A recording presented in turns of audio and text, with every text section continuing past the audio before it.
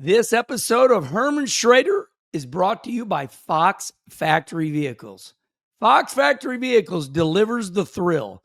Their turnkey, hassle-free custom trucks and SUVs are built to dominate any terrain, all while retaining their factory warranty.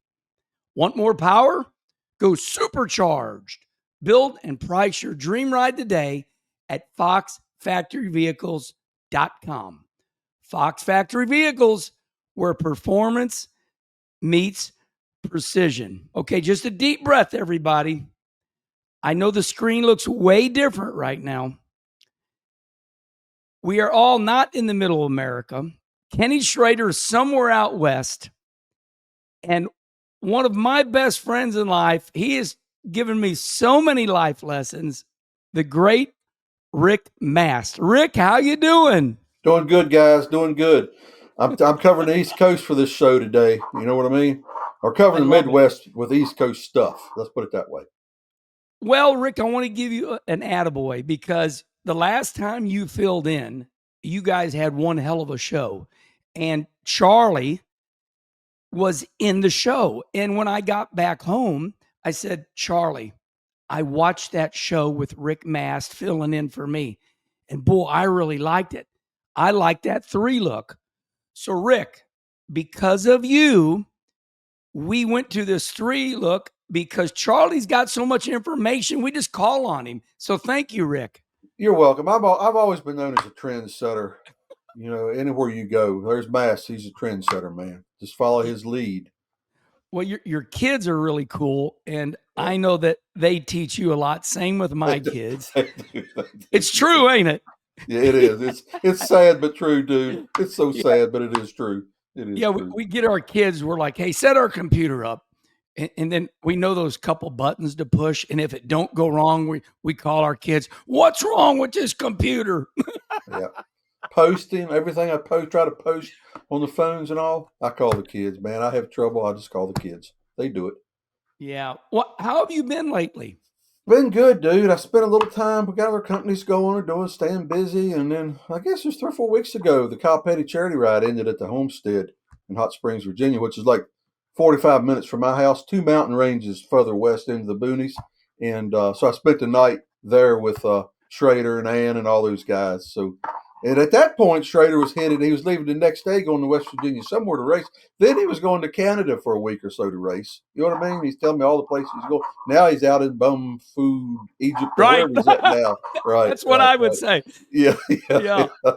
So anyhow, everything's good. Everything's good. And you did text me from the Kyle Petty dinner that last night. You said, Herman, I come to see you. And I'm sorry I wasn't there, Rick. My dumb ass had to get back home because I wanted to run Peevely on Saturday night.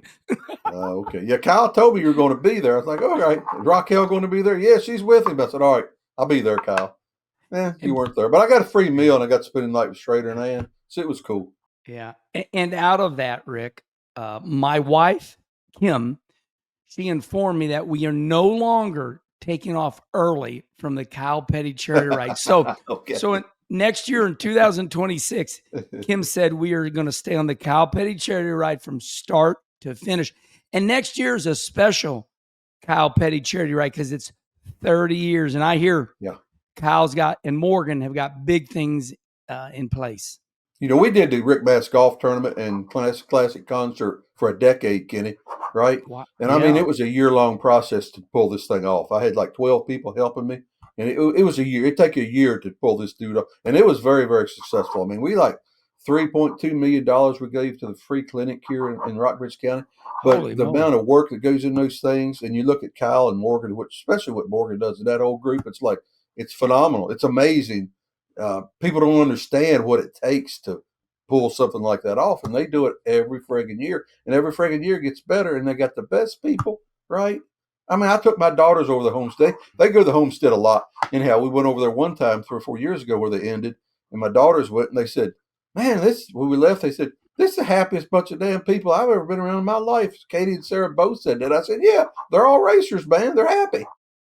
And when you're raising money like that for a good deed, I'm not putting words in your mouth, but I'm sure you want everything to go good, so you hand over that check to those causes, and well, good stuff, everybody.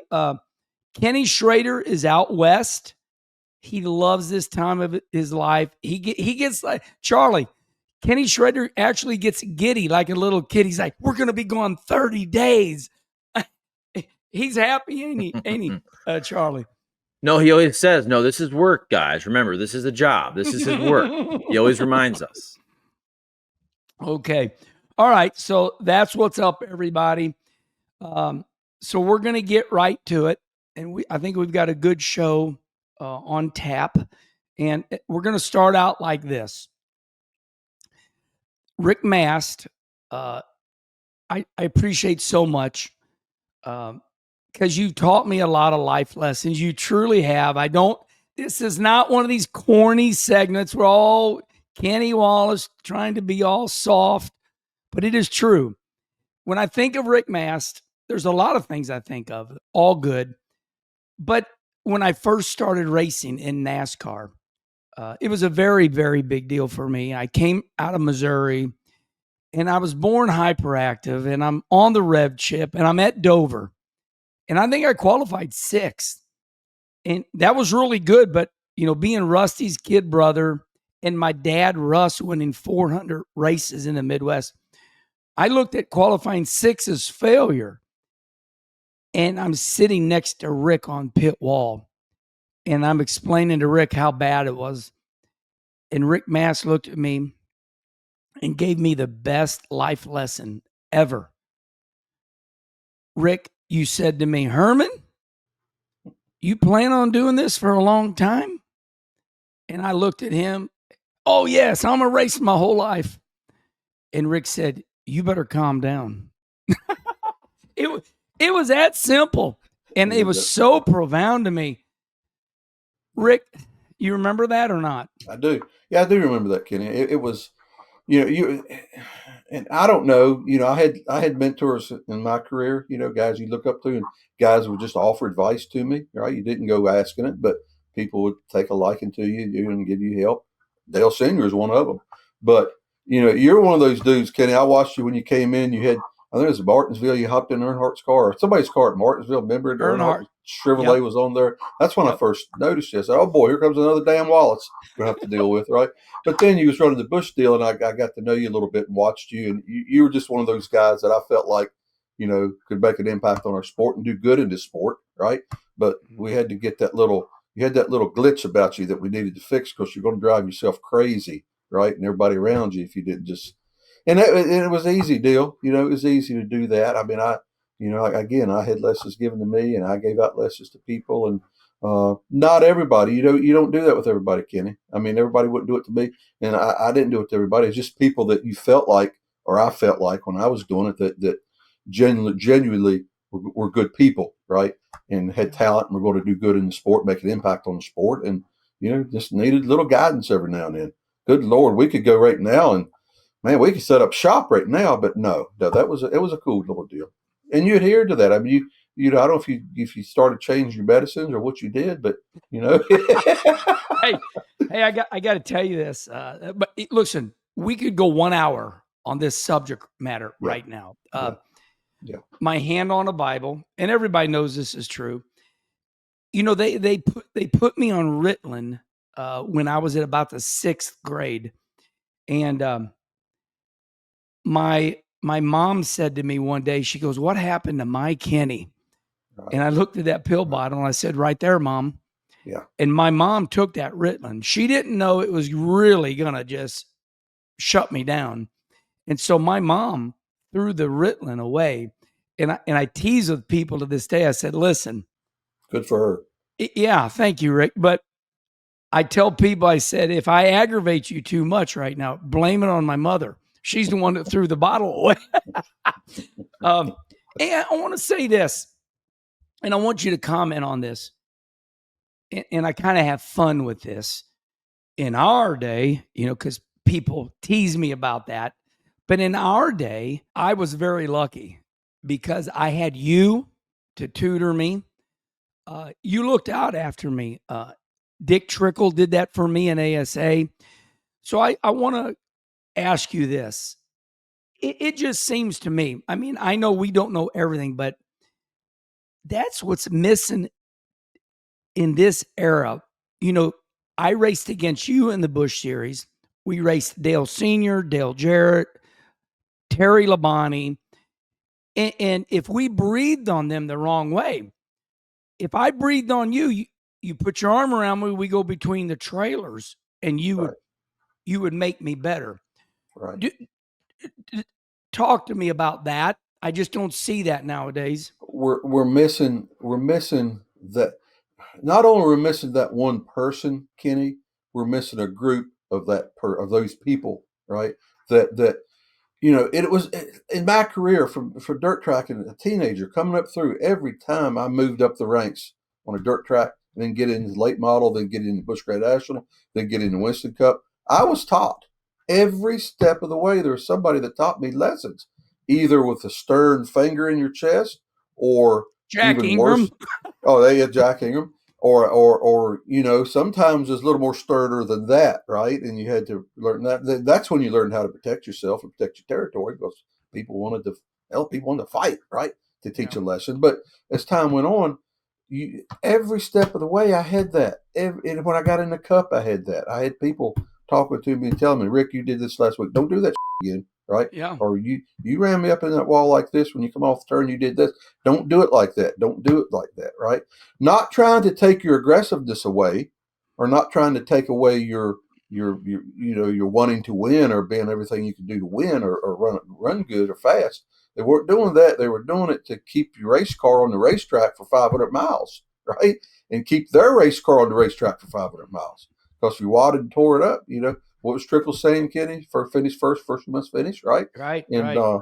Trickle, I took advice from Dick, even though he was a rookie of the year, and when I was already running, he was rookie, and I went to him for advice, right? Oh, In Winston Cup. So, I don't know when it got lost, right?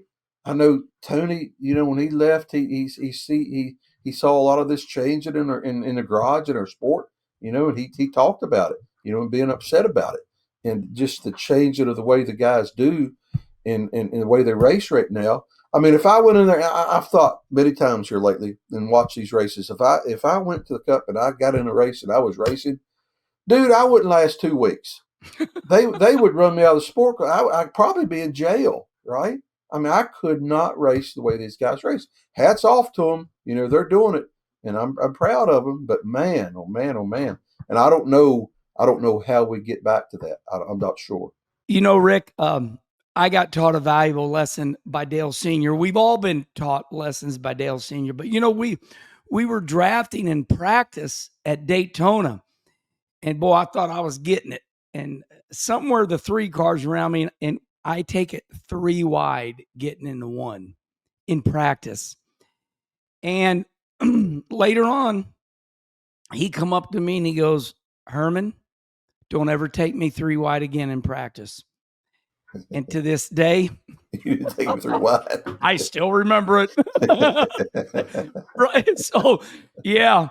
Well, I just wanted to. Yeah, we were. I'll tell you real quickly. We were first year I was in the Cup.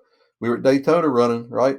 And I was behind Bill Elliott. And we came off turn 4, and I turned down under him to pass him, had to run, and I pulled up in front of him. When I did, didn't really have him cleared, right? And we kind of nudged a little bit. And I think he had jumped out of the gas. Anyhow, the next lap, a caution come out, right? And I slow down, and he comes up right beside me, and looks over at me, starts pointing his finger at me. He does this. Wait a minute. Yeah, right there. 1, 2, 3. That's all he did. That's all he had to do. I'm like, yes, sir. I get it. I screwed up. I get it. So, yeah. And I just don't know how much of that goes on, Kenny, other than everybody cussing each other now and throwing their fingers at each other. Well, good stuff, everybody. I wanted to share some of my Rick Mast stories with you, and that led to more stories, as it always does. All right. Guys, let's get this show started.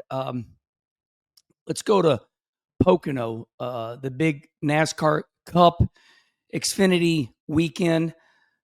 I was mixed emotions when everything was over last night, because Prime TV, they came in and they finished their 5 races. And Charlie and Rick, I want you to let's start with Charlie on this, because Charlie is a TV guy. Charlie, Prime is over, and for as much as everybody complained about it, it just seemed like Prime changed our sport. Like this 5 race deal with pre-race show, post-race show, Dale Jr., Steve Letarte, Danielle Trotta, LaJoy, Carl Edwards. Charlie, it just seems like this was a pivotal time in NASCAR. It took us back to the Speed TV days. Am I reading this wrong? Am I getting too emotional? Was Prime a big game changer here? I think it was. And it's funny, too, because yesterday at the end of the broadcast, they have the whole crew go up there. And part of me was like, well, hey, it was only 5 races. It was almost like the end of an era. And it's like they only did 5 races. But I do think they made a huge impact. And I really do think they elevated the product, the racing product. There were some of those races where, and maybe we can talk about this with Pocono, in my opinion and other people's opinion, maybe the racing wasn't great, but I think the TV broadcast, it kind of lifted that up. And I think people loved the hour-long post-game shows, post-race shows. I think they loved the personalities, even with the beer at the end. You got big names, Carl Edwards, Dale Jr. sitting there. Yeah, I think in 5 races, it made an impact way beyond what you'd think they could make in 5 races. Rick, what do you think? When the race was over yesterday, I watched a couple of interviews right after the race. I left. I went outside. I backwashed the pool. I went and put chemicals in the hot tub. I went and fed the dog. Right. I did 2 or 3 other things, and I came back. I don't know, probably 45 minutes later. I came through the living room. Hell, the thing's still going.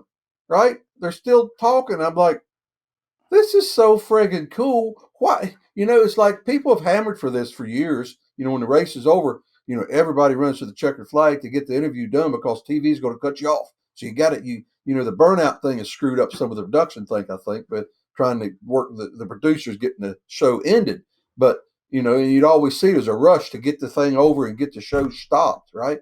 The Prime deal, along with everything else we can talk about, you go feed the dog, slop the hogs, work on your pool, mow the grass, come back after the race an hour later. Frig, they're still out there talking, man. They're still out there interviewing people. That's the one big thing I like, right? And y'all guys know a lot more about TV production than I do, of course, but the end result as a fan, and I'm a fan, is watching it like, man, it's just so friggin' cool. All the stuff they did that was different, it was just great. I mean, even the pre-race stuff. I mean, it's just, I don't know. It's a whole different deal, And I'm gonna tell you something else, guys. The thing that bugs me so much about some of the TV productions we've had in the past is this sport is not a joke, right? These drivers are not a joke. When you listen to Ken Schrader talk, when you listen to him, you listen to one race, every single driver out there, for some reason or another, he had you convinced they were your heroes, right? Yeah. And this was very serious business. Over the years, some of the stuff that's happened, it's like, we take a joking turn towards this, right?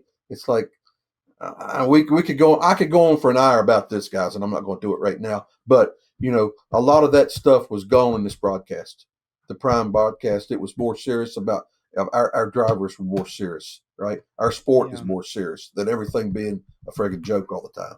I don't know. That's just me, but that was there.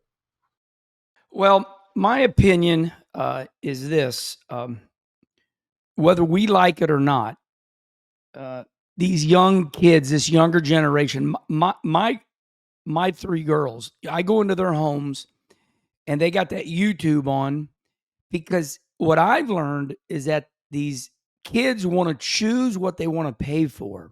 So like my daughter Brooke and Jake, they buy the Disney Channel because they got 2 kids.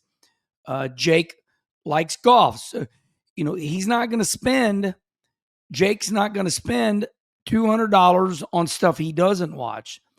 And I think this is where some of us older people, we pay $200, we get DirecTV, and there's there's 600 channels and we only watch 2 of them. And so this prime, this is geared towards that new generation. That is my opinion. And I know a lot of people. Look how great it was, Kenny. Look how great it was. It was great. Yeah, you know what I mean? And Mark Martin, I want you to talk about this, Rick.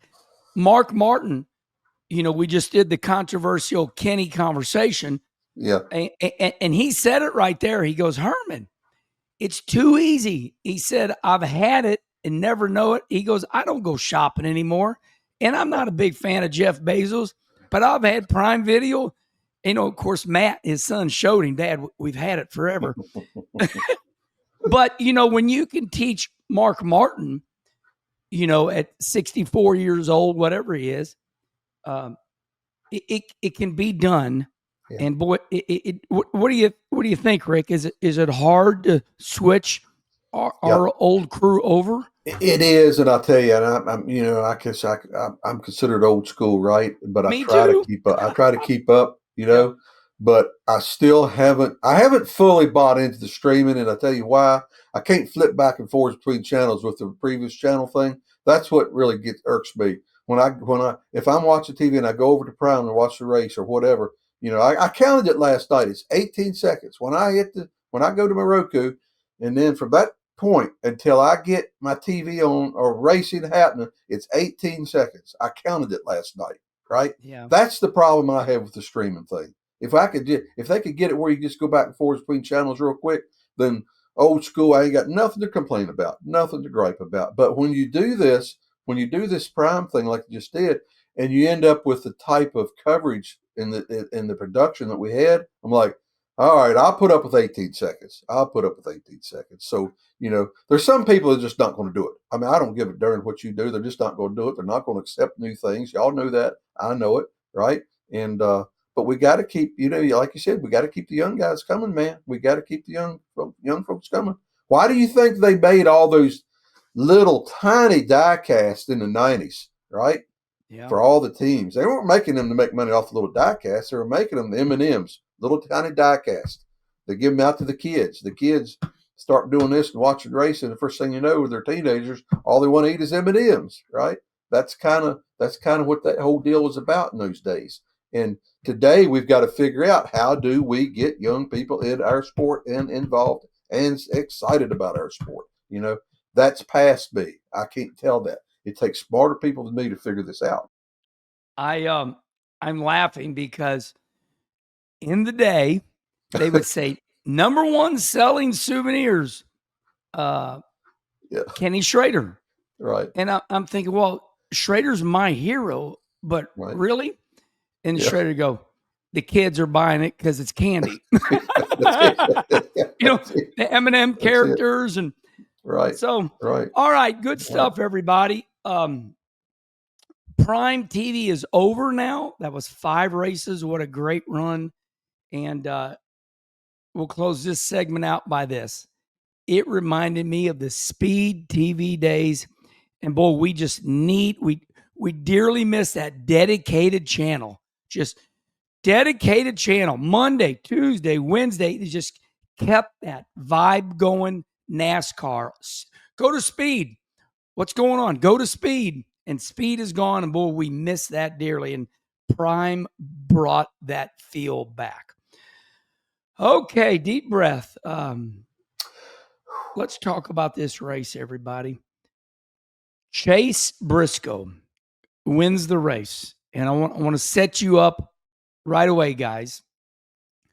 Sometimes in sports, whether it's Ohio sports for you, Charlie, or whether it's anything in Virginia. What are you, Rick? Are you Virginia? Wahoo basketball. Wahoo. University of Virginia basketball and football and Virginia Tech football and JMU football and basketball. And me, I'm a St. Louis Cardinal. Atlanta Braves. Oh, yeah, Atlanta Braves, of course. You're Atlanta Braves. Oh, yeah. So here's where we're going with this, everybody. Sometimes our sports team say, we're going to get this quarterback. We're going to get this pitcher. And you're like, what? Well, Joe Gibbs said, we're going to hire Chase Briscoe. And I think the whole sport was like, what? He saw something. because Chase Briscoe was your winner. And we're right at, are we halfway through the season, Charlie? I think we're right at halfway, aren't we? Maybe 17. Let me check. Yeah. Well, the point is this. Coach Joe Gibbs says, I've had my eye on Chase Briscoe, and he's going to be my driver. And here we are, not halfway through the season, and he's a winner. Rick, what did you think when you heard Joe Gibbs say, "I'm going to hire Chase Briscoe"? Same deal. The problem I got, Kenny, is I was kind of a Briscoe fan. Oh, good. Okay? Well, that's good. Yeah. So I mean, watching him, right? I'm like, this dude's got a good attitude. He's got the right attitude. Man, if he can put the driving together, right? And you watch him. I remember watching him just some races, and it's a weird way I do people, guys. I'll watch guys coming up, and I'll watch them and I'll look for a particular run, like a one green flag run, right, or one stretch of something going on, and I see a guy doing pretty extraordinary things. And then the next caution comes out and they're back at the back, or they've done wrecked, or they blew a tire, or whatever's going on. But I put those things in my memory bank, and I remember with Briscoe seeing 3 or 4 deals like that, thinking, man, this guy here, I've seen some flashes, right? If he gets the right situation, I believe he could do well, So that one, yeah, I understand. I understood the take on him about, and it was kind of a little bit funny, but for my take, I'm like, all right, maybe he saw what I did or whatever's going on here. But I was happy when he got the deal. So, well, Charlie, you're our statistician. Correct me if I'm wrong. When Chase Briscoe won, what was it, Darlington? He won a good race last year. I said, well, you don't fluke into a cup win, because no matter what, it's hard to do. And Chase Briscoe was a winner with the Stewart Haas team last year, I believe. And then when he won that race, everybody's like, well, maybe Joe Gibbs is not crazy. And I think of Brother Rusty, and of course I hammered this quote home. Rusty says, it's sad to say, you got to remind people because they remember what they want to. But if you look, and Rick, I agree with you. You look back at last year, Charlie, where did Chase Briscoe win last year? You'll bring that up for us pretty soon. But that was Darlington. But he had a win 2022 Phoenix, so he has 3 Cup wins. Well, there we go, Rick. And I didn't even know that. All right, I'm just telling you what I witnessed in particular runs over a few races. But I didn't realize. I knew the Darlington, but I didn't know the other. I didn't know the Phoenix. Yeah, Darlington. I mean, me and you win at Darlington, you've done something. Oh yeah. You've kept it off the wall. Yeah, you don't luck into that one. No. Yeah. So big win by Chase Briscoe, everybody, and Joe Gibbs obviously knew what he was doing. So, all right, let's address the elephant in the room here. And boy, this is going to be a good one because I've got receipts, and you starred, Rick. You starred in one of these big movies. I want to set it up, and I want to remind everybody that this is we converse. This is a conversation. We're not interviewing each other. So I'm going to give my opinion, and it's going to be long-winded a little bit, and then Rick's going to talk about it. So I see on social media that, it was a fuel mileage race. Oh, nobody wanted to pass Chase Briscoe because he's afraid they was going to run out of fuel. So Chase Briscoe gets on the post-race show, Rick. Okay? Chase Briscoe on the post-race show. He said, my dad, my whole career said, son, you're driving in the corners way too hard. You got to let up early. So in the midst of Chase Briscoe, he's leading the race. They're like, Chase, you got to let off. We're trying to make this race on fuel mileage. We can make it, but you can't continue to drive hard. So what's he do, Rick? He lets off the gas real early, and he goes faster. And his team's like, you got to let off. He goes, I'm already letting off. But now he's not using any brake. He's rolling the middle of the corner faster, and he couldn't believe it. So this reminds me of that race that I had won at Nashville Fairgrounds, and my team was like, let off the gas. I'm like, I'm letting off at the flag stand. And I have a bad pit stop, and me and you end up 1, 2, 3 at the old Nashville Fairgrounds. They drop the jack on my car. I don't win the race, but I go back to that race and I'm like, oh my God. So Rick, when in your career, it had to happen once, was your car so good that you're letting off at the flag stand and they say you're pulling away? Did that ever happen to you? Yeah, it did. Rockingham, a couple times at Rockingham, right? You know, I was leading the race, right, and I forget who was second, and they said, "All right, Rick, you got," and we did have a dominant car. You need to back out of it, ease up, right? Richard Jackson. So I Yeah. did. I started easing up. Well, 5 or 6 laps, they come on, Rick, you need to back out of it. I said, I have backed out of it. They said, we running faster. I said, well, I can't tell you what's going on. I know I'm letting off a lot earlier than I used to, right? Especially going in one. I tell you, the best of that was Kenny was Harry Gant. He taught me this at Pocono. If you remember, one time Harry had Pocono figured out. He would go in. So you come through the tunnel turn, you go through the back short chute, going into 3. He would be out of the gas. I got behind him one time. I about ran over him going into turn 3. I thought he done blew up because he got out of the gas so friggin' early, right? I'm like, what the hell the heck's he doing? Next thing I know, we get to start finish line, and he's like 20 car lengths ahead of me. I'm like, I oh, get it. okay. Yeah. The other time it happened to me, Darlington, a Busch Grand National race. Running Busch Grand National, and I was racing with Earnhardt, and I don't remember if he passed me, I passed him, whatever happened. We go into what was then turn 1, now turn 3, and the same thing happened to me. I thought he blew up going into that turn, right?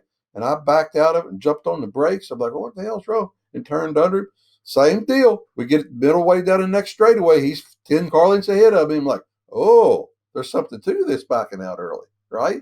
But as a racer, you don't want to do that. You go in that turn just as hard as you can go, plow the thing in there, and you get all the heat built up in the brakes, the heat in the right front tire. Then you're trying to get it turned, and the heat in the right rear tire. And if you back out of it early, right, you get in the turn, first thing you know, your tires are cooler. You could get back in the gas quicker, right? But it's hard as a race car driver to make you want to do that. And that's the deal where some of the road course road course ringers had advantage on us. They had a point where they'd get out of the gas, right? And they would brake deep, but somehow or another they had it worked out when they get to the center of the corner, they're kind of going a little slower than us, right? But then they were back in the friggin' gas gone. And we're still trying to get our mount turned, right? But it's funny how that works, you know. And Briscoe can learn a lot from that. He can learn a lot from that. But Harry was the best at that. And he did it at Rockingham. He did a lot of racetracks. Harry'd back out of the game. Hell, we'd qualify. I remember standing on pit road one time at Rockingham, and everybody's qualifying, and Harry went by, not far past the start finish line. He jumped out of the gas, and there was some famous pit crew or crew chief beside me. I don't remember who it was. He said, "Well, hell, he ain't got no lap, right?" He finished up. He had the friggin' pole. Harry got the pole, and everybody was going at least 10 or 15 car lengths deeper in the turn, right? But it's just how you got it worked out. I got to tell you, I hate to copy him, but it was Dale Earnhardt Sr. at Dover for me. Okay. I was full of piss and vinegar. I'm going down that back straightaway, and I same thing. I mean, I almost packed Earnhardt right in the ass, and I think it happened again, like the next lap. By the third lap, I'm like, oh, oh, Yeah. and, and, and what about now? We got a couple good stories. What about Butch Lindley or Jimmy Hensley? And you at Martinsville, you know, when we had the old JFZ breaks, you couldn't, you know, everybody started, you know, Rusty, he said, you'll get trained to make 500 laps at Martinsville. You know, Right. you let off at the start finish line Right. if you're Right. going to make 500 laps. That start finish line, that was is like, okay, we're letting off here. We're on the brake. We're off the brake. We're on the brake. Rusty taught me to pulsate the brake. But what about David Pearson? I mean, his legend at Darlington. I mean, the story I hear, and you clean it up for me. My story was that he let off the gas so early that he was back in the gas, almost entering the corner. what did you hear about Pearson at Yeah, Darlington? that is same kind of deal. Same kind of deal. He was a back off the gas type guy, right? Yeah. In back in the gas early, and I tell you who else was like that, and I can't, so many of us came up. You hold the thing wide open as hard as you could, get in the turn hard as you could, get it turned, and stab the gas wide open. That's kind of the way a lot of people did it, right? A lot of guys did it that way. Jeff Gordon comes along with his open wheel car stuff, his sprint cars, right? Running like IRP and those little midgets that run asphalt. Those guys, they would get out of the gas, feather the gas, a quarter of the way into the turn, they're like a quarter or half throttle, way before what we would call the apex of the turn, right? Jeff, when he came in, he did a lot of that. He did a lot back in the gas way early from other people, but he was half throttle, right? It was kind of his style, the way he did that.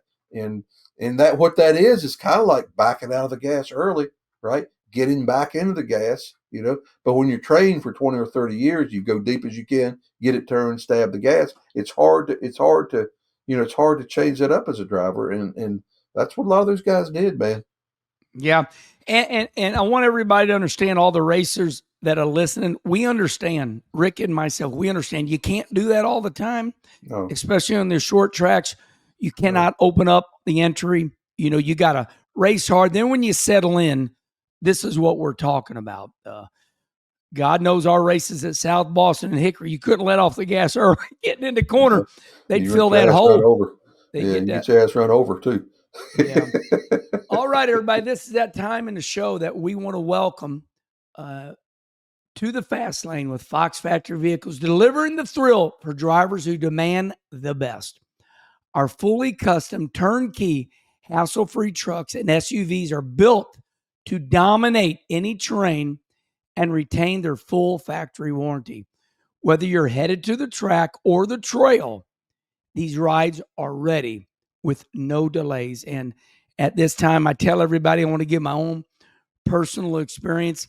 I had a Black Widow all last year, and I love that truck. And I tell everybody all the time, the only thing, Rick, that had me roughed up is when I would pull in with my Black Widow built by Fox Factory Vehicles. Everybody'd stare at me. Hey, Wallace, what do you got there? I'm like, oh, I attracted all this attention. So I want to let everybody know about Fox Factory Vehicles. If you get a Black Widow or any other builds, it does draw attention to you. And that is the downside, but it's worth it. So if you want to feel the rush, kick it into overdrive with our optional supercharged models and unleash the power, you're in the driver's seat. Head to foxfactoryvehicles.com to build and price your next dream ride. Available through partnership dealerships nationwide. Fox Factory Vehicles. Bring the precision and performance you've been dreaming of. Visit foxfactoryvehicles.com today and take the wheel. Damn, Kenny, it made me want to go buy me. I got to get one myself now. Well, you're in Virginia. You got those mountains. You need it. Yeah, I do. Okay. On the same deal, we are defending right now. I don't think we need to, but I and you now that I know that you're a big Chase Briscoe fan, we're kind of defending his win because there's this ambiance that he won it on fuel mileage. I want to go back to our days for fun. There was a Pocono race.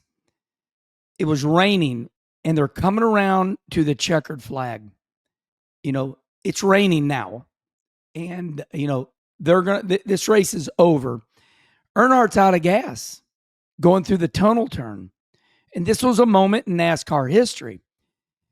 Rusty and Earnhardt, they're getting along, so Earnhardt's team goes over to Rusty's team on payroll and says, "Hey, man, we're out of gas.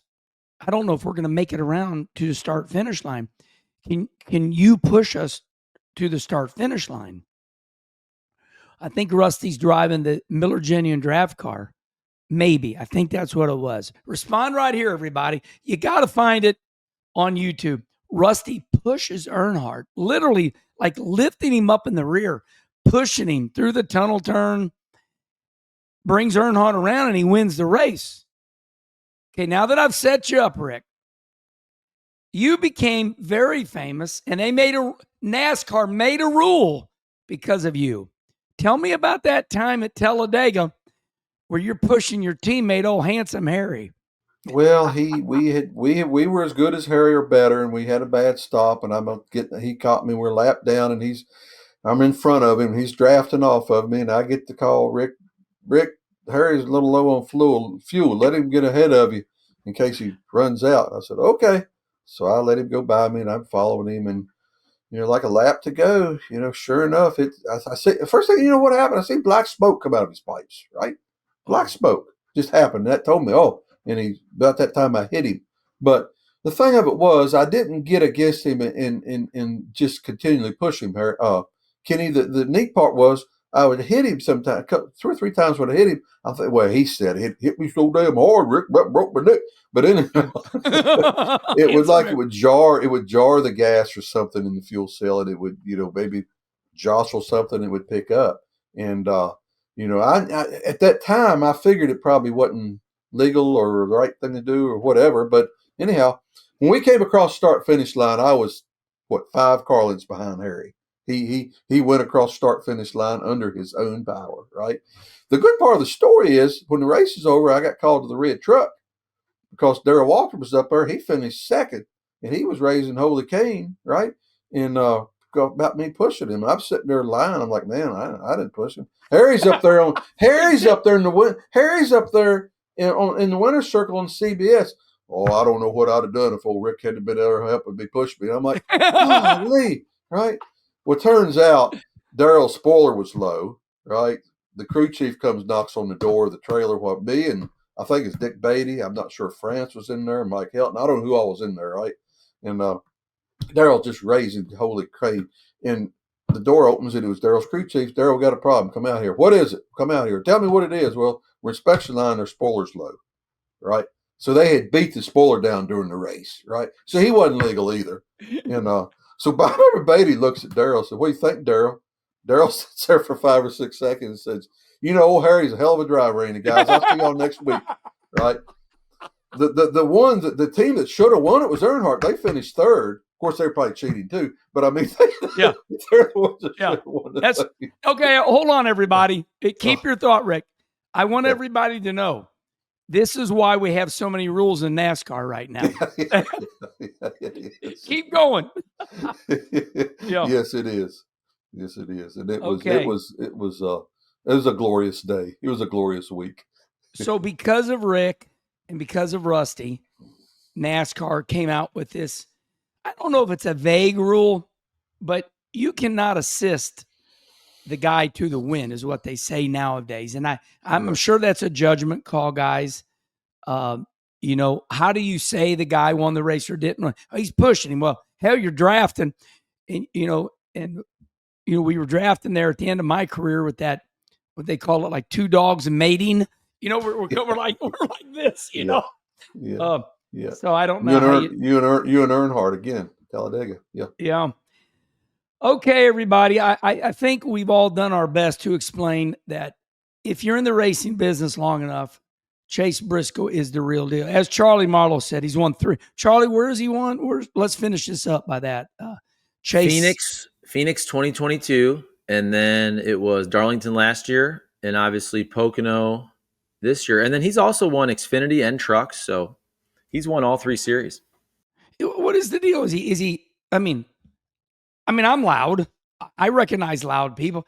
Is Chase Briscoe? Is he kind of sneaking under the radar here? I mean, what's going on with these drivers anymore, Rick? We had William Byron. He won the Daytona 500, and it didn't even register. We had a girl named Taylor Cool from Iowa.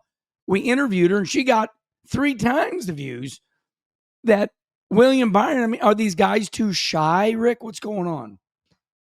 Kenny, another hour-long show if we ever want to do it. Let me give you a real quick 1 minute lesson, or not lesson, but Yeah. 1980s. Johnny Hayes. Everybody remembers Johnny Hayes. He swung a big stick in our sport. He controlled the Skull sponsorship for everybody that didn't know Johnny Hayes, right? Yeah. Friends with everybody in the sport. He attends an event with Richard Petty in New York City. This was pre-ESPYs days, all right? But it was, I guess, I'm assuming it was the same kind of thing. It was some kind of awards thing for professional athletes that was held in New York City in those days. And I think it's like the ESPYs, but it was whatever it was called. Johnny says he walks in this thing with the king, right? There's all these famous athletes. Muhammad Ali's there. Kareem Abdul-Jabbar, right? Yeah. Walter Payton. All these famous names that everybody recognizes, right? Johnny says, Rick, it was the darndest thing you ever seen. He said, we walked in there, and he said, all these famous athletes. He said, I could tell because I was there with the king. He said, damn, there's Richard Petty. There's Richard Petty. The first person that greeted Richard Petty was Muhammad Ali. He came up to him, shaking his hand, and Johnny says, man, I mean, he was like a kid, right? And he got his autograph right then. And he said, every one of these stud athletes were just in awe of Richard Petty, right? You follow me? Oh, yeah, I'm with you. All right. Where's our Richard Petty today? I knew you and Schrader are so much alike. You guys set up a good story. And that is the problem. My point is, and we're on the same. We have them, Kenny. We have them. They're there. We are not doing a good job because Chase Briscoe is his third Cup win, and I don't know whose fault it is, and I know that's a strong comment. It is somebody's fault that our Cup drivers are not heroes right now. Right. Agreed. I'm with you. That's my whole thing. Heroes. Yeah. Heroes. Yeah. And they're there. But here's the deal, Kenny. They're there. They are. Yeah. They are. These guys are. A lot of them. Some of them are. Some of them are buttholes, but some of them are good guys. Some of them are heroes. Well, we need to. We don't know that as fans, and I don't know how the hell we get to that. That's what we got to do. Last week, Mark Martin said it best. Mark was the one that pulled over and let you go if you caught him. Yeah. But then Mark said in the same breath on Kenny Conversation last week, he says, we need Carson Hocevar to run over people. Yeah. I agree. I agree. Okay. For real, guys, we have ended that segment, but Chase Briscoe should be more famous than what he is. And as Charlie just pointed out, and by the way, everybody, Charlie, you said we're 17 races through, so that's 34. There's 36. So the next race, we're going to be halfway through the year, right? There's 36-point races. One more race, everybody. Who takes over NBC next week? It's Turner. It's the TNT TBS deal. So Dale Jr. is still on that. Remember, he's also doing that coverage. Okay, Rick. The next thing is we got stories. Here's what my notes tell me. In my day, I blowed some right front tires. But before I tell you what happened to me after I've blown right front tires, and I know you have too, we saw some right front tires blow out at Pocono. And you had Tyler Reddick blow a right front, and I mean wreck. Bubba Wallace, Riley Herbst, Michael McDowell. And all of them, I'm not saying they were seeing double, but none of them were easy hits. So I'm embarrassed to say this, but this is just what happened to me. I'm going down the back straightaway at Dover. Imagine that. And I knew I was in trouble because I was pushing really bad and I was turning on the wheel harder than I wanted to. Sure enough, I'm just entering turn 3 at Dover. Boom. I'm done. I can't control the car. I closed my eyeballs so my eyeballs wouldn't pop out. I hit that wall. I mean, a ton. And I'm dizzy. But I don't want anybody to see I'm dizzy because I'm afraid I'll lose my ride for the next week. And they take me to that infield care center at Dover. And they're like, how you doing, Kenny? And I'm like, oh, I'm fine. And at the same time, I'm looking at the clock and I saw 2 12s, 2 1s, 2 2s. And I mean, I was junk. And in my day, if you showed any weakness, it's like, oh, well, hell, we'll get us a driver for next week. And Rick, I just couldn't chance it. But these right front tires blown out at Pocono. I mean, what do you got? Did you blow some right front tires? Was you dizzy ever? Kenny, Bristol, my first year of school, Yeah. 3/4 of the way through the race, the tire blues going into turn one. The next thing I know, I'm climbing out of the car about halfway down the backstretch against the inside pit wall, right? And that week, my left arm was black and blue all the way down through here. And I didn't realize that I was kind of screwy mentally at the time, but I was. The next week we go to the racetrack, the key comes to me, Richard. He said, Rick, he said, you clobbered that wall, didn't you, last week? I said, yeah. He said, where do you think you'd ended up if I hadn't hit you? I said, I thought for a minute, no, King, you didn't hit me. I blew a tire. He said, yeah, I know I blew a tire, but when you come off the wall, when I hit you, what do you think? I said, you never hit me. He took those long fingers and he went, how many fingers you count? Right? I said, 2. He said, when you hit the wall, you turned straight off the wall back down the racetrack. I knocked the crap out of you in the left front and turned you back straight, and you ended up on the back straightaway, right? And I'm like, well, damn, Richard, I don't remember that. He said, welcome to Winston Cup racing, boy. There'll be more of them, right? Oh, yeah. And I'm like, oh crap. But it knocked me out, and I didn't realize it. I got knocked out one time at Rockingham. They drugged me in the car. I was in the car out, and they hooked the record to the car and drugged me to the garage area, dude. And you were out. Yeah, I came to. I was sitting there looking at the record in the garage, let me down. David Hoots, remember David Hoots? Oh, Hoots, yeah. The director that just left 2 or 3 years ago. He came to me the next week, Rick, were you using that car? Were you knocked out? I said, I reckon, Dave, because all I remember is seeing the record in the garage, setting my car down. And he just went ballistic. I'm like, could you imagine doing that today? That ain't been that long. That was still the modern era. They just grab your ass and carry you into the garage, get you off the racetrack, man. It was crazy. Rick, I use this little statement by Ricky Craven, and I thought it was so profound. Ricky Craven said, one day we will look back on NASCAR racing and go, how barbaric. We would wreck and then run into a concrete wall. Yeah. I mean, we are so thankful nowadays. I mean, the person that dreamed up that safer barrier, you see the videos nowadays. That safer barrier flexes 2 feet. But I mean, Ricky Craven is right. Can you believe we used to run right into concrete walls? And the sad part when we were there, Kenny, we were talking about how dangerous the cars the generation before us was, those cars, right? Well, I remember thinking, man, those guys in the 60s, they were really in trouble. And now the guys look at what we did, like those guys were in trouble. Like, yeah, okay. Funny how that works. They blew some right front tires, everybody, at Pocono. And we thought we'd share our stories about back in the day. And when you blew a right front tire back in the day, you were cheating death. You really were. It's like, oh my God, now it's still a very dangerous sport right now, but thank God for that safer barrier, Rick. Because Hans. Yes, I mean, there's listen. One morning we had remember back in the day we'd have 8:30 in the morning practice sessions at Pocono. I was going down the front straightaway. Schrader was behind me. He was okay, but a water plug. Remember they used to just, take a hammer and put a water plug in the side of your block. Right.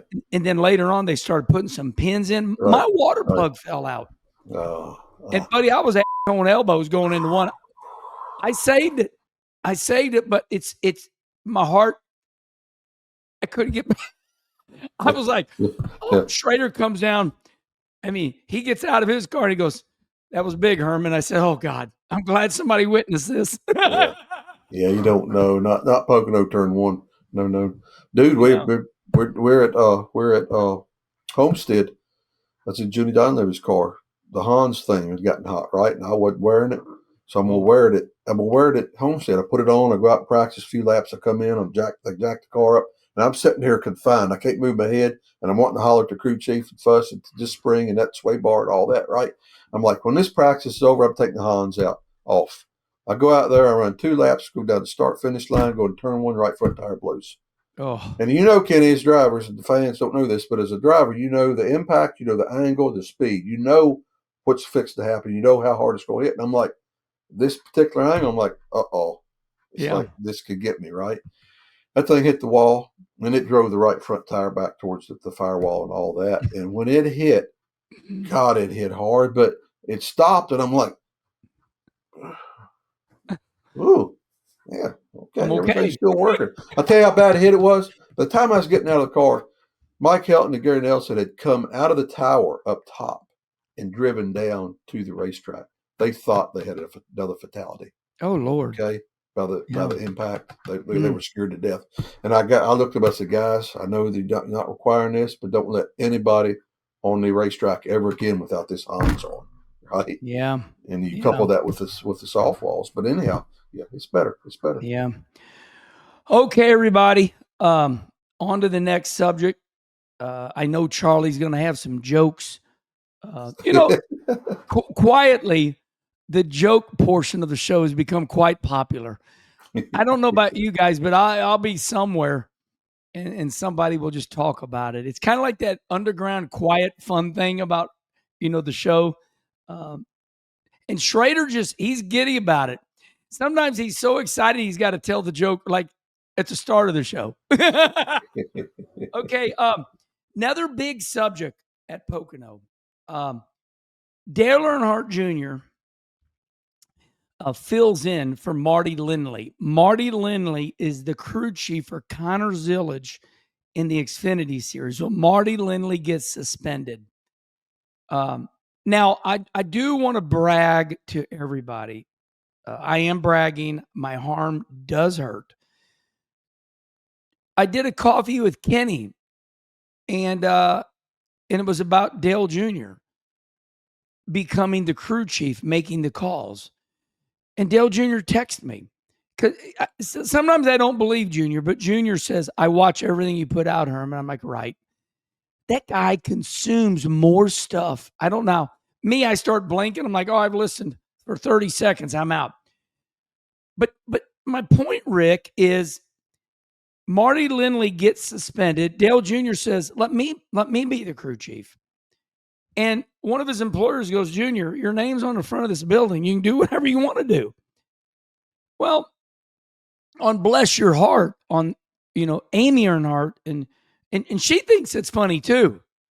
She's like, oh, you're going to do a little practice, huh, honey? Rolling the left front tire to your little tire changer. And he keeps a serious face, and he's not breaking. He's like, I don't want to be the one to mess this tire changer up.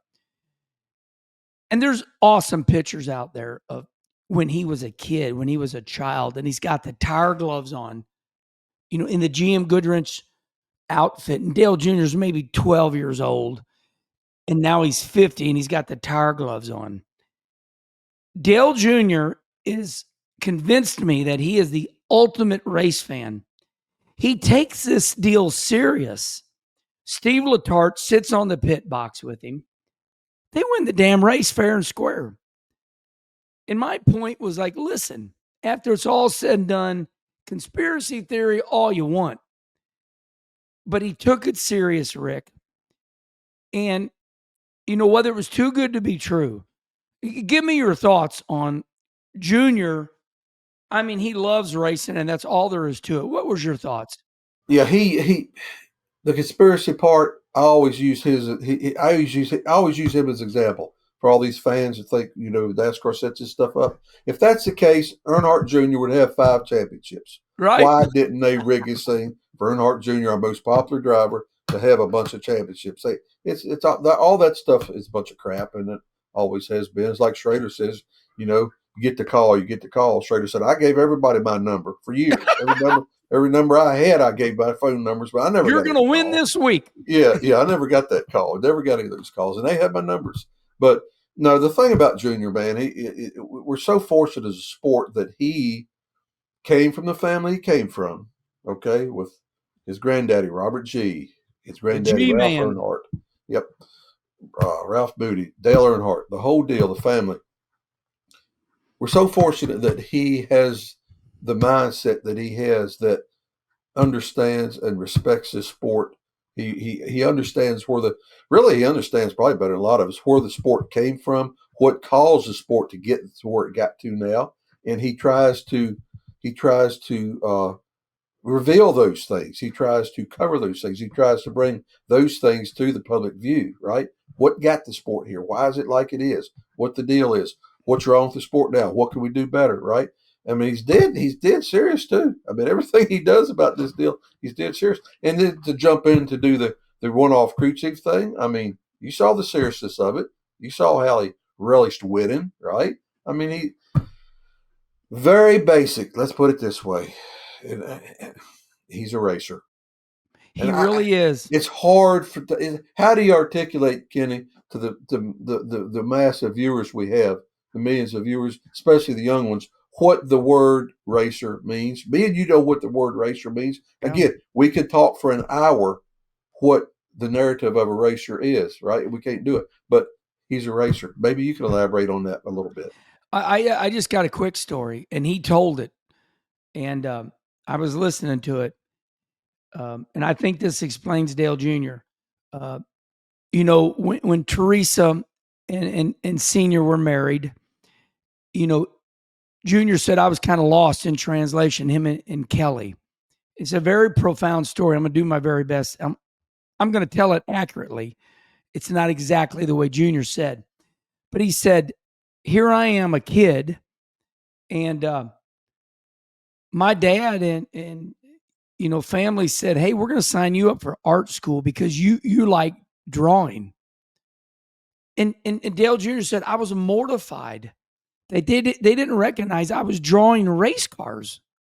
So they thought I was going to be an artist. He's like, Dad, I'm drawing race cars. I want to race. I want to race, Dad. I don't want to be an artist. Everything I draw is of a race car. And it's sad, but for racing, this Dirty Mo Media, it deserves an Emmy because, and I've always said this, it's kind of like that little tune. It goes dun dun dun dun dun, and you're waiting for the dun dun. The Dirty Mo Media with Dale Jr., you have all these people coming out at the end of their careers now telling, like Paul Harvey, the rest of the story. Right. And for years, people were vilified, and now they're all coming on Dirty Mo Media 20 years later and they go, oh, this is why that happened. And everybody's like, oh, well, we hated you. We thought that was your fault. And now here's Dale Jr. with these becoming Earnhardts, with everything. And you're like, I thought he was Dale Jr.'s son. Come to find out, Dale Jr. is obsessed and loves racing. Mm-hmm. And one more thing. I walked up in Dale Jr.'s bus when he was smoking, and that shocked me. I'm like, holy shit, you're smoking. And I said to him, it's when I was driving the Pennzoil car, because Steve Park got hurt. It was at Atlanta. Right. And he said something to me profound. I looked at him, I said, man, you're famous. Dale Jr. looked me right in the face and said, I can't help it. And I thought, well, I'll be damned. He can't. Yeah. Right. He loves racing, and that's all there is to it. He can't help. He's famous. And you got anything else to end this story? I just want to solidify he was the damn crew chief. He won the race. Yeah, he just again, as I opened up with this, I just feel we're fortunate. We're very fortunate that we have him and his statue with his mindset as a racer doing what he does for our sport. It's that simple. Rick, I went to I'm out of coffee and oh no. Sunoco coffee at that. Yeah, high octane. Let me see. High octane, baby. Octane. Okay, everybody, we are at that part of the show. We're going to wrap it up with two fun things. Charlie, I'm going to bring up this and then I guess we'll end with jokes, but we're done with racing, everyone. But maybe we're not. AI, artificial intelligence. This is my rally cry. And Rick, I'm going to let you start out because you told a funny story. You're on any social media now, and you know I didn't understand. They're like artificial intelligence. It's going to ruin the world. I'm like, how? Rick, are you seeing what I'm seeing now on Facebook? These stories, dude. I'm telling you, if Chase Elliott could do and does all the things that's been going on with this artificial intelligence thing on Facebook, I'm like, I mean, I got people calling me. I can't even go to the restaurant. What's this about Chase Elliott? His dog left him, and he found him in the. I'm like, what? I mean, what? His dad's coming back to race, and he's firing Chase. What? It's like, people stop this crap. I mean, and they put it out there, and I'm like, and I read it. First time I read some of it, I'm like, what's this all about? Right? And it looks for some real. reason, oh, it looks exactly real. It's great. I mean, it looks great. It looks perfect. And I'm like, no, that ain't true. That's not true. But people read this stuff and believe it. And like, and it's everywhere. They started out with Chase, right? They're still on him, but now they went. Bubba. What did they have? Host of Oro had a hooker, or what did he have? A porn star back in the room with him. It's just one thing after another, guys. One thing after another. It is fun, but damn. I had a real person text me this picture and said, on your next coffee with Kenny, do a story about Bubba Wallace. Says he's quitting NASCAR, and if they don't get rid of that white flag, I'm like, I said it's fake, man. He's like, oh, yeah, that was a good one. That was a good one. That was a very good one they put out. Jeez. But and then they took something I tweeted, and they said Kenny Wallace mortifies the Mexico race because I said 75. I said this on X. I said 75% of the people love NASCAR. The other 25% are old and miserable. Right. Well, I'm just getting people's goat. It's a great conversation. All right. And this AI, they used it. The headline is Kenny Wallace. Charlie, what was that headline? Was it Kenny Wallace mortifies the Mexico race? At least that one, though, they actually took the words you said. So there was some truth. I know they had kind of a catchy headline, but the stuff you're talking about on Facebook is just totally made up. It's almost like National Enquirer, you know, somebody gave birth to an alien baby type stuff back in the day. You see at the grocery store. So, guys, we are in trouble with AI. And like Earnhardt said, Kenny, like Earnhardt said, you know, talking bad or talking good, at least they're talking about you.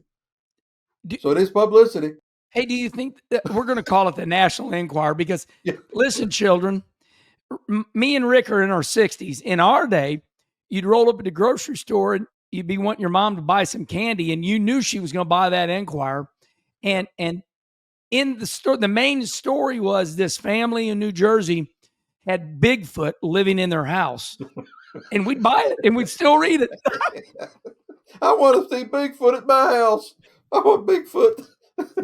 Rick, why did we buy that? Why did our mothers buy it? I don't know. It's the only thing we had to do to reach out past digging fish and worms and friggin', I don't know, doing the country stuff we did as kids, and that stuff come along. Charlie, is AI going to save NASCAR with these crazy stories? Because I look at these AI stories and they're getting, okay, that story they did on me was over 250,000 views. It made me famous. I'm telling you, good publicity, bad publicity. Get it out there. Yeah, that one had the AI voice. That's what you're seeing a lot on YouTube and these social media sites. They're just using, you know, somebody writes a script or AI writes the script, then they have an AI voiceover person. I've kind of been tinkering with that a little bit. But also there's some rules on YouTube about if you use AI, you have to disclose it. I think the AI stuff does way better on Facebook and Instagram, where they're not monetizing it the same way as YouTube. They have different rules on YouTube. Okay, so we're going to end this like this, everybody. AI's here. Bubba Wallace is quitting because they're using the white flag. Carson Hocevar's got a hooker checking in a hotel. What are they saying about Chase? I'm trying to remember some of it. I remember what it was, and I just don't want to go down that road. Yeah. That one there was pretty ugly. Thank you. Yeah. So it's here, everybody. All I can say is maybe it will make NASCAR famous because the stories are so outlandish that you click on it, and holy moly, hang on, everyone. They say, like, some of the AI pictures, if you look close, some of the people only got like 4 fingers. Like, if you really, Charlie, what do you know about that? Yeah. Also, I've made some images through Grok where if it's a very famous person, it can make it look just like the person. But like, you look at their shirt and the language won't really be English. It'll be kind of messed up, right? So like, AI is getting there. I'm sure it'll be perfect in a year or two, but right now there's still some glitches. Yeah, all the people almost look like they're these same looking, like, inbred people. If you look, they all look the same with the eyes. Yeah. Oh my Lord, Rick, you summed it all up. Good publicity, just publicity, baby. But I think it's going to get us in trouble, but that's okay because it'll put more attention on NASCAR. And in ending, they warned us. They said AI is not good. So it's here to stay, it looks like. Okay, here we are at the very end. And Charlie, before I read my last Fox Factory read, what do we got for jokes? All right. First of all, before the jokes, got to tell everybody once again about the merch line. You got all the Herman Schrader merch, all the Dirty Mo shows, hats, t-shirts, hoodies. Visit shop.dirtymomedia.com to check out all the new stuff. I think today I cracked the code because our jokes were too corny back in the day. But here's the other thing. The jokes, if you go online and you Google jokes, you either get really corny dad jokes or you get really inappropriate. Now they're funny, but like I don't know if we can read them all on Dirty Mo Media. So I think today I've found a good balance in the middle. I did a little more homework because I've been bad on the jokes. So here we go. I think these are good. All right. The first one. Why do divorces cost so much money? Why do divorces cost so much money? I know a lot of people that don't think that is a joke.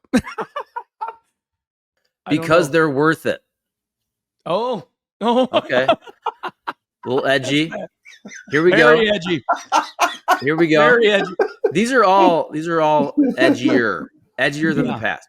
That's what we Did need. you hear about the proctologist whose wife cheated on him? Did you hear about the proctologist whose wife cheated on him? What is a proctologist? He's the guy with the long finger. Oh, sticks it up my butt. Okay. Like, what was the movie? Cannonball Run? Never mind. All right. So the answer, did you hear about the proctologist whose wife cheated on him? It totally wrecked him. Yeah. That's good. Yeah, it totally wrecked him. All right. Here we go. I asked my wife. Rick liked that one. Rick is like the Johnny Carson show. You're Ed McMahon. I love it. Me too. No, it's just you guys. Go ahead. Yeah. I asked my wife to embrace her mistakes. So she hugged me. Embrace. Yeah, that's kind of corny. That's all right. We all know we're mistakes. We're all as husbands. You're a mistake. Okay. You go into it knowing that. But. 2 more. Did you hear about the naked guy that broke into a church?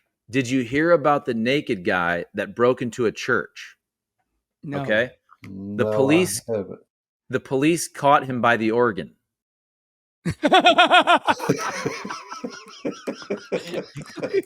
Pretty good. Okay, hold on. I got to interrupt you. Wonder what he was playing. We grew up with the Johnny Carson show, and they had the amazing Kreskin, where Johnny Carson would put the hat on, and he would always ask the question 2 times in a row. So, Charlie, I like that you do that. Key, always ask the question twice, because that's awesome. Okay, final joke. Sadly, I was there for my father's last words. So sadly, I was there for my father's last words. They were, "Are you still holding the ladder?" Oh my. Oh my. My wife is calling me, honey. We're still doing the show live. This is one of our longer shows, honey. It's an hour and 20 minutes. I'll call you right back. And I love you. Oh gosh, I hit the ground. My wife's calling me. She's like, there's no way they're still doing that show. All right, everybody. We want to thank our sponsor, Fox Factory Vehicles, for bringing everyone's today's episode of Herman Schrader with our dear friend and our partner in crime, Rick Mast. Rick, we want to thank you very much. And we are thankful for Fox Factory Vehicles' continued partnership with myself and Dirty Mo Media.